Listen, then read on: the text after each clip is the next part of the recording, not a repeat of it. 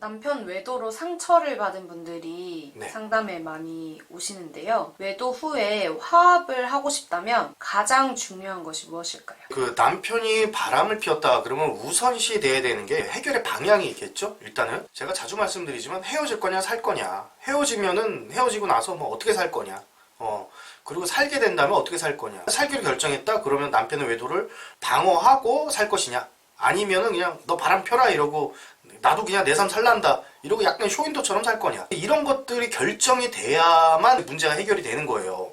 근데 이혼을 하는 건 사실 상대적으로 쉬워요. 그냥 변호사 찾아가면 이혼시켜줘요. 예, 남편이 바람 폈다 증거 딱 들고 변호사 찾아가서 이혼하시면 돼요. 예, 그리고 더 좋은 남자 만나면 되고, 남자 만나기 싫으면 경제활동 하시면서 그냥 인생 즐기시면 되거든요. 예, 쇼윈도로 사는 거 어렵지 않습니다. 쇼윈도로 사는 거 뭐 네 바람 펴라 이것만 딱 허락하면 돼. 소쿨하게 인정하고 나도 나대로 살란다. 대신 네가 돈만 갖다 줘라. 뭐 이런 어떤 마음가짐, 저 남자를 이용해야 되겠다는 약간의 이기심, 뭐 이런 것만 가지고 있으면은 쇼윈도로 사는 것도 쉬워요. 근데 문제는 화합을 할 때 어렵다고요. 화합을 할 때 남편의 외도를 방지하고, 난 남편 바람 나는 게 싫어, 남편 바람이 안 났으면 좋겠어, 그리고 우리 둘이 행복하게 살았으면 좋겠어. 이게 이제 어려운 일입니다. 이게 어려운 일인데, 그때 아내분들이 좀 이런 생각을 하세요. 상간녀를 어떻게 떼놔야 되느냐, 또는 소송을 해야 되느냐, 소송을 하려고 하는데 증거는 어떻게 잡아야 되느냐, 남편을 막 혼쭐내고 싶다, 이 새끼를 어떻게 괴롭히지?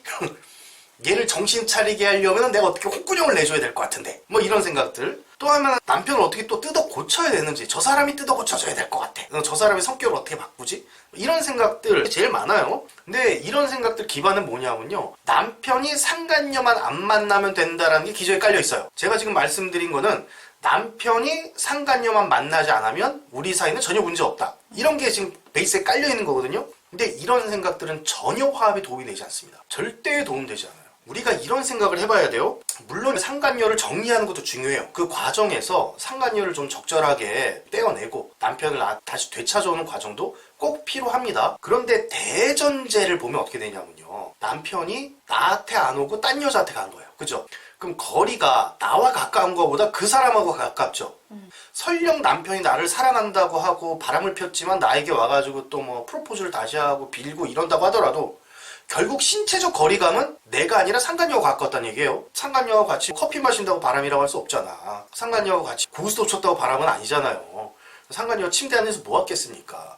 그러니까 물리적으로 거리가 가까웠기 때문에 그게 문제가 되는 거 아닙니까? 그럼 나하고는 멀어지고 상간녀하고는 가까워졌다, 이 얘기예요.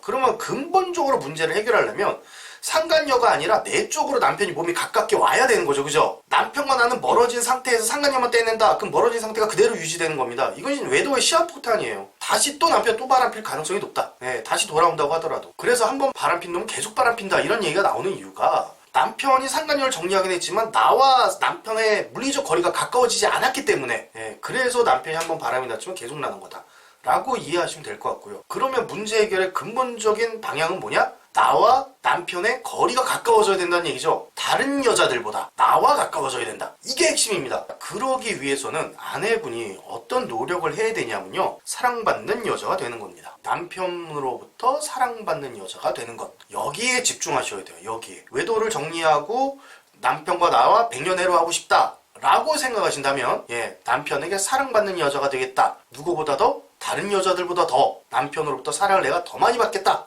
라는 생각을 갖고 문제를 해결하셔야만 문제가 근본적으로 풀리는 겁니다. 자, 그렇다면 사랑받는 거 어떻게 해야 되느냐, 제가 스텝을 말씀드릴게요. 첫 번째, 미움, 두려움, 혐오, 이런 거 다 내려놓으십시오. 내가 싫어하는 대상이요, 나에게 가까이 오면요, 내가 밀어낼 수밖에 없어요. 그죠? 근데 남편이 외도를 정리했어요. 나를 사랑해주겠다고 다시 다가와요. 근데 내가 남편을 너무 미워해. 나도 모르게 남편을 다시 밀어내게 되는 겁니다. 다시 밀어낸다는 얘기예요. 그래서 어디서부터 그 혐오감을 버려야 되냐면, 첫째, 인간에 대한 부정적 정서를 내려놓으십시오. 이런 분들이 보통 대인기피증을 알아요. 두 번째, 남자에 대한 부정적 정서를 내려놓으십시오. 내가 대인기피증은 없지만 어릴 때 아버지가 가정폭력이 심했다, 어머니를 많이 때렸다, 맨날 술 먹고 힘들게 했다, 또는 아버지가 바람을 너무 많이 펴서 우리 엄마가 너무너무 괴롭게 살았다, 이런 분들이 있습니다. 그러면 자기도 모르게 성장 과정에 남자에 대한 혐오감을 배운다고. 또는 남녀 차별로 인한 남자에 대한 적개심, 이런 것들. 남자가 적인데 적이 나한테 가까이 오면 안아줘야 돼요? 밀어내야 돼요? 밀어내요. 그렇죠. 밀어낼 수밖에 없습니다. 그럼 거리가 안 가까워지는 거예요. 그래서 남자 그리고 인간 이런 것에 대한 혐오감은 당연히 없어야 되고, 그리고 내 남자에 대한 혐오감도 당연히 없어야 되는 겁니다. 이게 상위 수준부터 돼야 돼요. 상위 수준부터. 인간을 기본적으로 좋아해야만 남자를 좋아할 수 있고, 남자를 좋아해야만 내 남자를 좋아할 수 있어요. 근데 인간이 혐오스러우면은, 또는 인간이 두려우면 대인관계 잘 안 되는 남녀관계 당연히 안 되는 거고요. 남녀관계 안 되니까 남편과의 관계도 잘 안 된다라는 얘기입니다. 그래서 상위 수준부터 꼭 해결하셔야 되고, 만약에 제 방송을 들으시면서 내가 부부 문제가 힘들거나 또는 연인과의 문제가 힘든데 내가 대인기피증을 앓고 있다거나, 또는 아버지가 굉장히 폭력적이거나 내가 남자에 대한 상이 좋지 않다, 이런 분들 같은 경우에는 꼭 상담에 한번 오십시오. 왜? 혼자서 해결하려고 애를 쓰는 것보다요, 한번 와서 그냥 한번 받고 가시면 돼요. 딱 한 번이면 돼요. 혐오감 없애는 거 그렇게 오래 걸리지 않아요. 그냥 한 번이면 되니까 한번 와서 그냥 심리치료 깔끔하게 딱 받고 과거 털고 다시 새롭게 사랑하시면 되는 겁니다. 첫째, 중요한 거 말씀드렸습니다. 인간, 남자, 내 남자에 대해서 그 미움이나 두려움이나 혐오감을 내려놔야 된다. 그렇지 않으면 그가 나를 사랑해 주려고 다가와도 내가 밀어낼 수밖에 없기 때문에. 두 번째, 찬사의 사랑을 받으시기 바랍니다. 이 찬사의 사랑이란 뭐냐면요, 당신 너무 멋있어요, 당신 최고예요, 약간 우러러보는 그런 사랑이에요. 근데 이걸 잘 받으려면요, 일단 대중으로부터 찬사를 받을 수 있는 사람이 돼야 돼요. 일반적인 내가 회사 생활 하는데도 당신 최고야, 일 잘해, 너무 훌륭해, 이런 찬사를 기본적으로 받을 수 있어야 되고, 두 번째, 남자로부터 찬사를 받을 수 있어야 됩니다. 그래야만 내 남편으로부터 찬사를 받을 수도 있어요. 기본적으로 내 대중, 내 주변 사람들, 회사라든가 또는 내가 직장을 안 다니고 있더라도 동네 아줌마들이라든가 그 지역사회에서 취미생활하는 그런 동아리 모임, 그런 데서 내가 사람들로부터 인정받고 찬사를 받는 사람이 되어야 된다. 그런 자신감이 있어야 되고, 두 번째, 그리고 남자로부터 찬사를 받을 수 있어야 돼요. 남자로부터 찬사 받으려면 기본적으로 남자를 대한 당당함도 있어야 되고, 외적인 어떤 훌륭함도 있어야 되고, 그런 매력도, 섹스 어필이 좀 돼야 되는 거죠. 섹슈얼한 거 어필이 좀 돼야 되는 거고, 그런 찬사도 받을 수 있어야 된다. 그래야만 내 남자도 나에게 찬사를 보냅니다. 사람들이 날 개무시해. 그리고 남자들이 날 쳐다도 안 봐. 근데 내 남자는 미쳤다고 나에게 찬사를 하겠어요? 그런 경우는 일어나지 않습니다. 만약에 사람들이 나를 개무시하고요, 남자들이 나를 거들떠보지도 않는데 내 남편은 나를 이쁘다고 한다? 그럼 그 남자는 절대 놔서는 안 돼요. 절대 놔서 안 돼, 사람이. 그 사람은 절대 놓으면 안 돼요. 자, 근데 이게 잘 안 되는 이유가 뭐냐면 이 왜곡된 여성관 때문이에요. 특히 이제 남녀차별, 여자는 순종적여야 된다, 여자는 큰 소리 내면 안 된다, 암탉이 울면 집안이 망한다, 이런 얘기들 있지 않습니까? 그런 거가 학습이 되면은 내가 여자로서 사회생활하고 남녀관계를 맺는데 당당함이 사라지는 거죠. 그 남녀차별 받아온 그런 어떤 마음가짐 다 내려놓으십시오.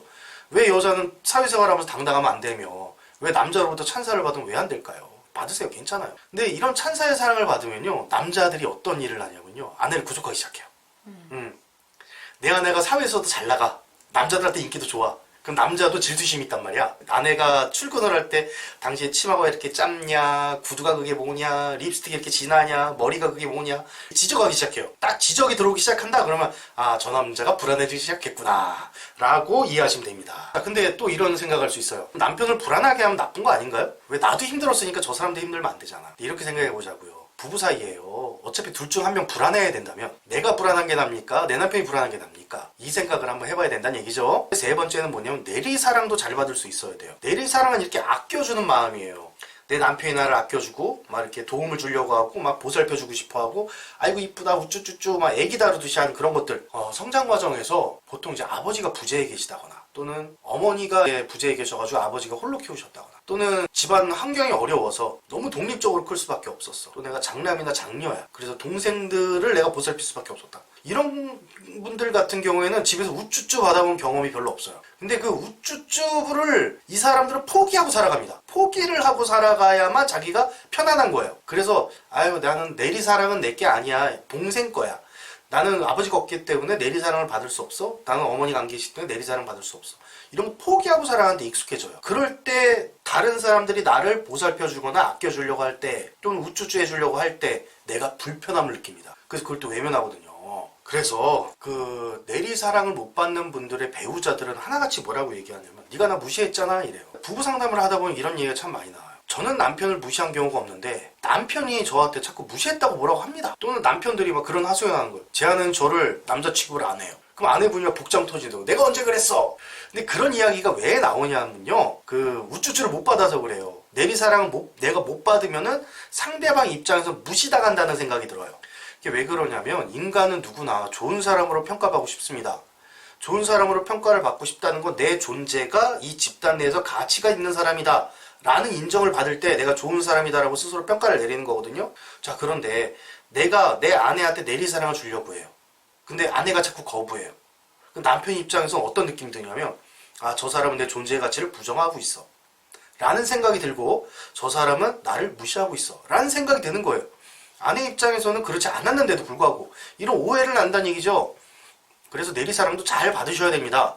이런 내리사랑을 잘 받으려면 의존성이 높아야 돼요. 내리사랑을 못 받는 이런 분들의 과거를 보면은 이제 누구한테 의존을 하거나 기대거나 부탁해 본 경험이 많이 없습니다. 그래서 부탁하고 받고 기뻐하는 연습을 하라고 자주 말씀드려요. 자기야 이거 해줘. 안 해주면 해줄 때까지 부탁을 해요. 누군가가 그걸 딱 해줬어요? 그럼 어머 고마워 이렇게 표현하는 거예요. 이거 자존심 상해서는 안 된다는 얘기예요. 사랑 잘 받는 사람들이 이게 잘 되는 사람들이에요. 그래서 의존성을 좀 높이는 것이 주변 사람들의 가치도 높여주면서 나도 편하게 사는 방법이다 라고 생각하시면 좋을 것 같습니다. 그러면은 오늘 하신 말씀들을 간단하게 정리해 주셨으면 좋겠어요. 네, 외도가 일어났어요. 외도가 일어났으면은 일단 뭐 이혼을 하거나 쇼윈도를 사는 방법이 아니라 나는 화합을 하고 싶다 라고 생각을 하셨단 말입니다.